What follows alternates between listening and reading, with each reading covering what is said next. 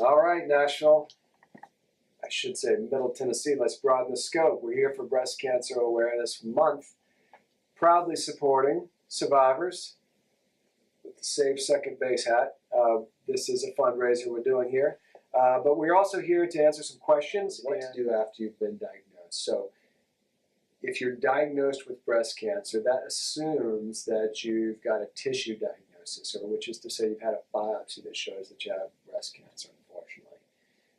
A mammogram doesn't necessarily show that. Physical exam doesn't necessarily show that. So if you've had a biopsy that shows you have breast cancer, you're already in the care of a breast surgeon.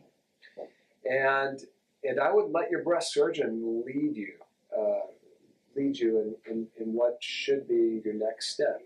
For some patients and for some people, that is more tests. Sometimes it's an MRI, sometimes it's other types of tests. In some cases, it's a referral to an oncologist or referral to a radiation oncologist, referral to a plastic surgeon. We are just one specialty that helps care for cancer survivors. And so that is to say, a short answer to your question is let your breast surgeon guide you. Hopefully you have a good relationship with them and let them lead you. How many surgeries do you have to have? That's a great question. The short answer is usually 2, but sometimes 1. The longer answer is have a consultation with a plastic surgeon and see what they recommend. Should be a board-certified plastic surgeon, somebody who has experience with breast reconstruction. And I say 2 operations or 2 surgeries because in most cases we use a tissue expander, which is a temporary implant, to create the space for an implant, and then switch that out later in an outpatient surgery to an implant. Obviously, it's more complicated than that, but just to answer your question about how many surgeries, typically 2. There is something called direct implant breast reconstruction, and we do that also, but it's not for everybody. See a plastic surgeon, have a consultation, and get specific recommendations that are catered towards your needs. If I already have breast implants, does that make a difference in surgery? Yeah, it does. It depends on the position. It depends on the type of implant, whether those implants are put underneath the pec muscle or whether they're on top of the pec muscle. But yeah, that certainly can, and it can make you a better or worse candidate for a 1-stage versus a 2-stage operation. Especially when I meet with someone who's just been diagnosed with breast cancer, my answers are deliberately vague.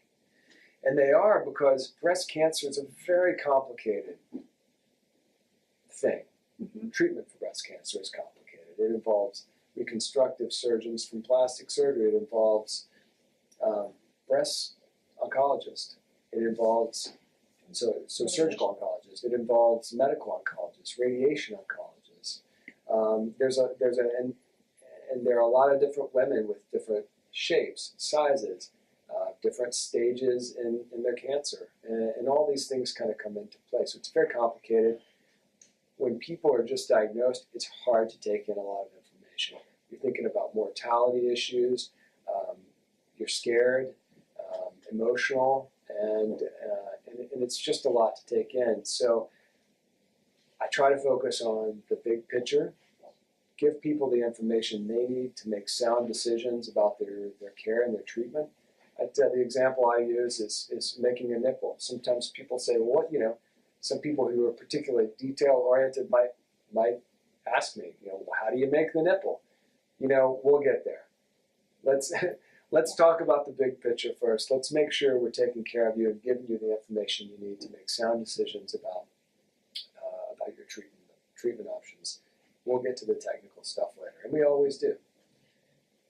What is the recovery time of the surgery? So if it's a 2-stage operation, and most breast reconstructions in the United States it's about 4 to 6 weeks recovery after the first operation. It's about 1 to 2 weeks recovery after the second.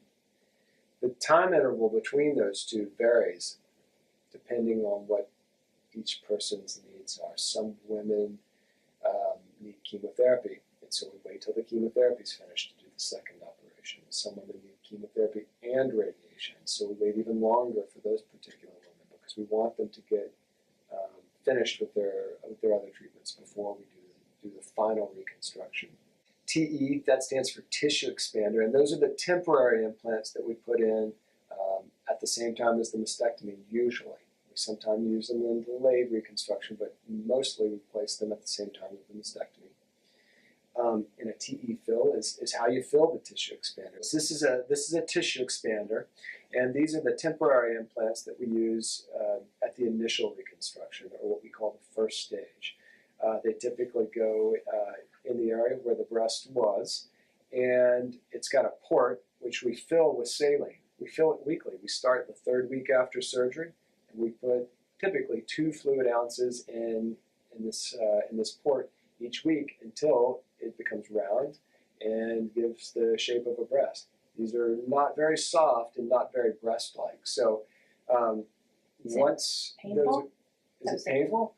Typically not. Some people complain of soreness the next day, but keep in mind that when you have a mastectomy, all those nerves that supply sensation to that skin are removed with the breast. So most women don't have a lot of sensation in the skin overlying this port. Occasionally, folks will complain of some discomfort the next day, just a soreness from having the extra volume in there. After these have been in place and filled to capacity or filled to the patient's desired size, we go back and take this out, put in a nice soft implant, usually silicone, and do whatever needs to be done. For some women who have just one breast reconstructed, we'll do a symmetry procedure. We'll do a lift, or place an implant, or a reduction, whatever we need to do to make that non-cancer side match the reconstructed side.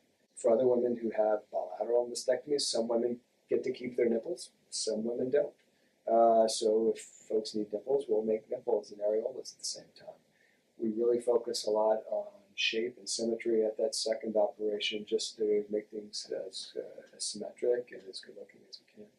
Why do you love reconstructive surgery and helping cancer patients?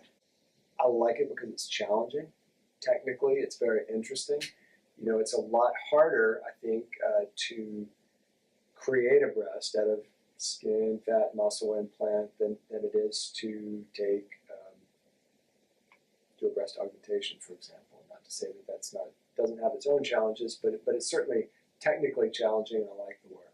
I mean, the most important part of my job and my favorite part of my job is taking care of people and getting to know patients, develop relationships, and treating women with breast cancer. I probably get to do that as much, if not more, than any other group of patients. You know, I see folks right after they've been diagnosed, and in many cases they're going to get care from and get treatment with lots of different doctors and providers along the way. Sometimes that's the medical oncologist, sometimes the radiation oncologist, and I'm there the whole time. We're giving tissue expander fills and seeing folks for follow-up and seeing people all the way through. So then again, for these 2-stage reconstructions, I'll see you again later. I'll be the last person to operate on you. Through that process, I get really involved in my patients' lives. I get to know their family members and get to know them in